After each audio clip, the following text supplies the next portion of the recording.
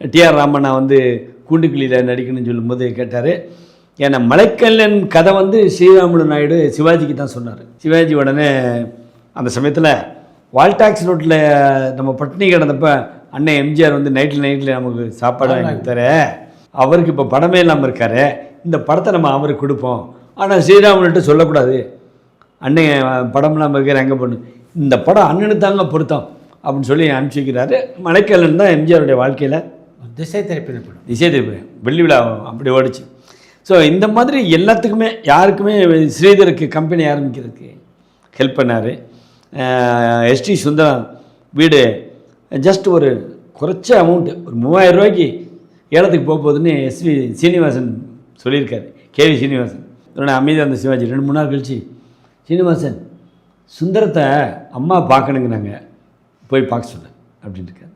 போனோடனே அவங்க அம்மா, சிவாஜி அம்மா, என்னப்பா என்ன இந்த பக்கமே வர்றதில்ல, என்னை பார்க்க வர்றதே இல்லை, இந்த இதை செலவுக்கு வச்சுக்கின்னு எவ்வளவுக்கு அந்த வீடு ஏலத்துக்கு கொஞ்சம் அந்த பணத்தை கொடுத்துருக்காங்க. அது இது இல்லை என்னுடைய இந்த ஆய்வில் சார் வெளியிடும்போது இளையராஜா தான் போய் அவரை போய் நீங்கள் தான் வெளியிடணும்னு சொன்னேன், ரியாக்ஷனே காட்டல. சுவிட்சர்லாந்து போகிறேன் அப்படின்னாரு, போயிட்டு வந்திருக்கேன்னு சொல்லிட்டு படைப்படி போனேன். ஃப்ரான்ஸ் போகிறேன்டார், போயிட்டு வந்திருக்கேன்னு சொன்னேன். இப்படி ஒவ்வொரு நாடாக சொன்னார். எல்லாத்துக்கும் போயிட்டு வந்திருக்கேன்னு சொன்னேன். நீங்கள் தான் வெளியிடணும், நீங்கள் எப்போ சொல்கிறீங்களோ அப்போ நான் திடீர்னு டிசம்பர் 18 வச்சுக்கிறோமா அப்படின்னாரு. 2022 சரின்னு வச்சுக்கணும். டக்குன்னு முடிச்சு நமக்குன்னு இருக்கார் பாரதி ராஜா போய் பார்த்தேன். அவன் வரேன்னு சொன்னானா அவன் கேட்டார், உறுதியாக வரேன்ட்டு. அப்போ நான் வரேன், உனக்காக வரேன் அப்படின்னு. அப்போவே அவர் நடக்கிறதுக்கு கொஞ்சம் சிரமப்பட்டார். இருந்தாலும் எனக்காக வந்தார். வந்து நல்லா இப்படி எழுதுனேன்.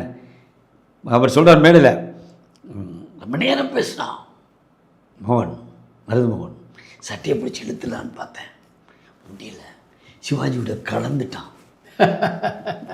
சிவாஜி நாடி நரம்பு எல்லாத்தையும் அக்குவர் ஆணிவரியாக பிரித்து எழுதியிருக்கான். இது சாதாரண விஷயம் இல்லை, எவனும் செய்ய முடியாது. ஒவ்வொரு தமிழ் குடும்பத்திலையும் இருக்க வேண்டிய புஸ்தகம் அது அப்படின்னு நமக்கு ஒரு பெரிய